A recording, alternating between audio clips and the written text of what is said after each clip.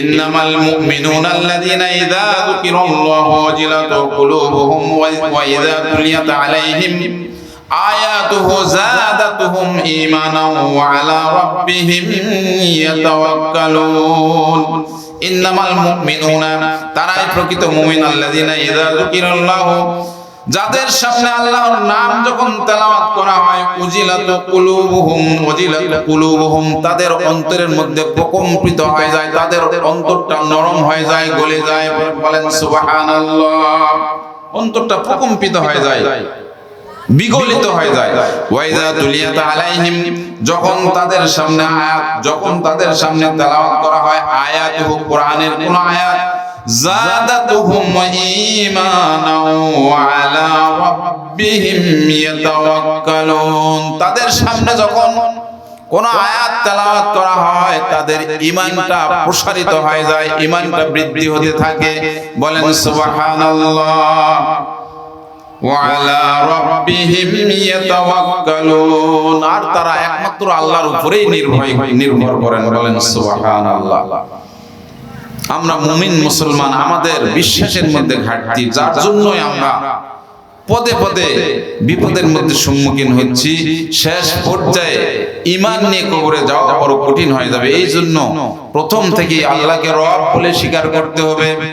রাদিতু বিল্লাহি রাব্বান ওয়া বিল-ইসলাম দীনান ওয়া বিমুহাম্মাদিন সাল্লাল্লাহু আলাইহি ওয়াসাল্লাম নাবিয়্যুন ওয়া রাসূলা।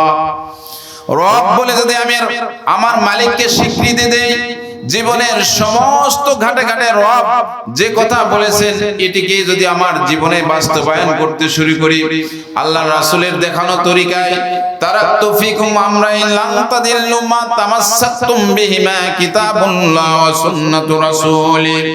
রাসূল বলেছেন দুইটি জিনিস আমি রেখে যাচ্ছি, একটি হচ্ছে আল্লাহর কিতাব আর একটি আমার দেখানো সুন্নাত। এই দুইটি তোমরা যদি শক্ত করে আঁকড়ায় ধরতে পারো বান্দা, তোমরা কখনোই পদচ্যুত হবে না। সুবহানাল্লাহ। আমরা এই দুইটির মধ্যে নাই, দুইটির মধ্যে সত্যিই নাই। তো বলতেছিলাম রাসূলুল্লাহ সাল্লাল্লাহু আলাইহি সাল্লামের প্রেমে যারা আসক্ত হয়, একজন সাহাবীর সামান্য একটু ওয়াকিয়া তুলে ধরে, হযরতে আবু হুরায়রা রাদিয়াল্লাহু তাআলা আনহু আল্লাহর রাসূলের প্রেমে বড় আসক্ত ছিলেন। ছোটবেলাতেই মুসলমান হয়েছেন। ইসলাম গ্রহণ করার পরে বেশি থেকে বেশি সময় আল্লাহর রাসূলের কাছে তিনি কাটান। একদিন রাতের বেলা এক রাত্রিতে, গভীর রাত্রিতে বাড়িতে ফিরেছেন, মা সোজা মার শুরু করে দিয়েছে। মারতে মারতে বলতেছে, এতক্ষণ বাছা তুই কোথায় ছিলি? বলতেছে, মা আমি তো মুহাম্মদ সাল্লাল্লাহু আলাইহি ওয়াসাল্লামের কাছে ছিলাম, আমি তো কোনো খারাপ জায়গায় যাইনি, কেন তুই সেখানে থাকবি? মা ছিল মুশরিকা। এক পর্যায়ে মারতে মারতে ঘাট ধাক্কা দিয়ে বাড়িতে বের করে দিল। আবু হুরায়রা কাঁদতে কাঁদতে আল্লাহর রাসূলের কাছে গেলেন, ডুকরে ডুকরে কাঁদতেছেন। আল্লাহ রাসূল বলতেছে, আবু হুরায়রা তোমার কি হলো? বলতেছে, মা আমাকে ঘাট ধাক্কা দিয়ে বাড়িতে বের করে দিয়েছে। কেন দিল? বলতেছে, আমি আপনার কদম মোবারকে বেশি সময় কাটাই, এটাই আমার অপরাধ। তো আমি কি করতে পারি? তোমার মা তোমাকে মেরেছে, আমার তো কোনো করার কিছু নাই। ইয়া রাসূলুল্লাহ, ইয়া হাবিবাল্লাহ, আমি আমার মায়ের বিচার নিয়ে আপনার কাছে আসি নাই, শুধু একটু দোয়া নেওয়ার জন্য এসেছি। রাসূলুল্লাহ সাল্লাল্লাহু আলাইহি সাল্লামের কাছে আবেদন করলেন, আবু হুরায়রা, হুজুর আমার মায়ের জন্য, আমার মা মুশরিকা, আপনি যদি প্রাণ খুলে একটু দোয়া করতেন, আমার অন্তর চাচ্ছে মা হেদায়েত প্রাপ্ত হয়ে যাবে।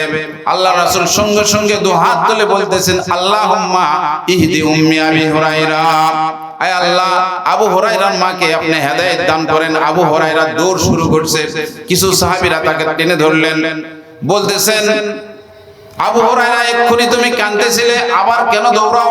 আমি এই জন্যই যাচ্ছি, আমি তাড়াতাড়ি করে বাড়িতে যাচ্ছি, দেখি আমি আগে দৌড়ে যাই পৌঁছি না, আল্লাহর রাসূলের দোয়া আমার বাড়িতে যায় পৌঁছে গেল।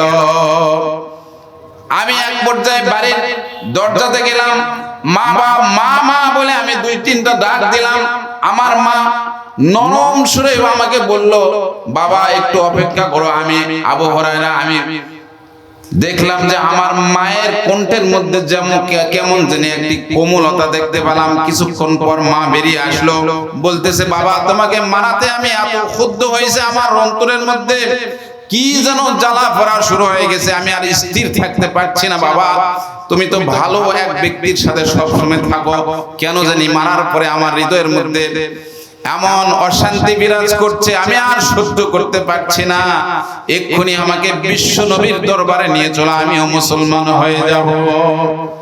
আবু হুরায়রা নিয়ে গেলেন, সঙ্গে সঙ্গে কালেমা পড়ায় দিলেন। আল্লাহর রাসূল লা ইলাহা ইল্লাল্লাহু মুহাম্মাদুর রাসূলুল্লাহ সাল্লাল্লাহু আলাইহি সাল্লাম